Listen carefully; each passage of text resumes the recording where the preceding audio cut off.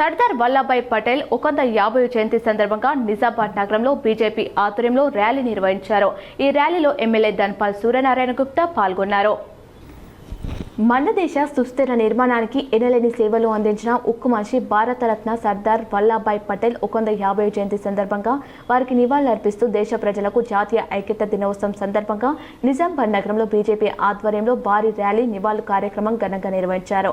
BJP జిల్లా అధ్యక్షులు దినేష్ పటేల్ కులచారి నేతృత్వంలో ఆర్ఆర్ చౌరస్తా శివాజీ విగ్రహం నుండి బర్నీ చౌరస్తా వద్ద ఉన్న సర్దార్ పటేల్ విగ్రహం వరకు రన్ ఫర్ యూనిటీ నినాదంతో భారీ మార్చ్ నిర్వహించారు.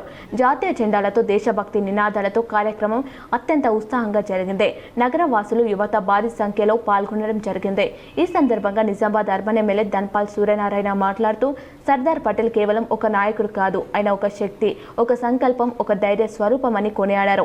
దేశం స్వతంత్రం పొందిన వెంటనే 562 సంస్థానాలను భారతదేశంలో విలీనం చేయడం చరిత్రలో ఓ అద్భుతం.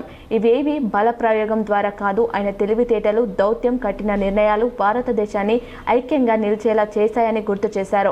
ప్రధానమంత్రి నరేంద్ర మోదీ నాయకత్వంలో పటేల్ కలల భారత్ సాకారం అవుతుంది.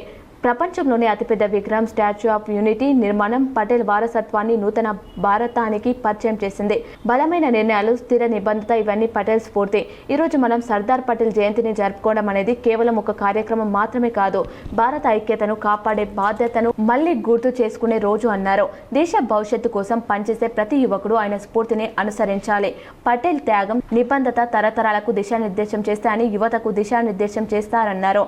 సర్దార్ పటేల్ గారి మహనీయ స్ఫూర్తికి గుర్తుగా వారి విగ్రహం ఉన్న ఇవాళ నుండి సర్దార్ వల్లభాయ్ పటేల్ చౌరస్తాగా పిలవాలని కోరుకుంటున్నామన్నారు. యూనిటీ మార్చ్ అనంతరం సర్దార్ పటేల్ విగ్రహానికి పూలమాలలు వేసి నివాళులర్పించారు. ఆయన చూపిన ఐక్యత, సేవ, దేశభక్తి విలువలను ప్రజలు ఆచరించాలని పిలుపునిచ్చారు. కార్యక్రమంలో జాతీయ పసుపు బోర్డు జాతీయ చైర్మన్ పల్లె గంగారెడ్డి, బీజేపీ నాయకులు, కార్యకర్తలు పెద్ద సంఖ్యలో పాల్గొన్నారు.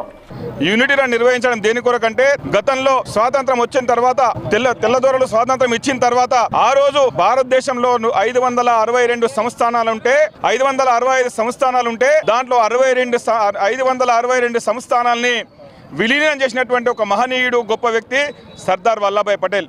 562 సంస్థానాలను విలీనం చేసి భారతదేశాన్ని ఒక యూనిటీగా ఉంచినటువంటి ఒక మహనీయుడు సర్దార్ వల్లభాయ్ పటేల్. ఆ తర్వాత హైదరాబాద్ సంస్థానం, మనం ఉన్నటువంటి తెలంగాణ, ఈ హైదరాబాద్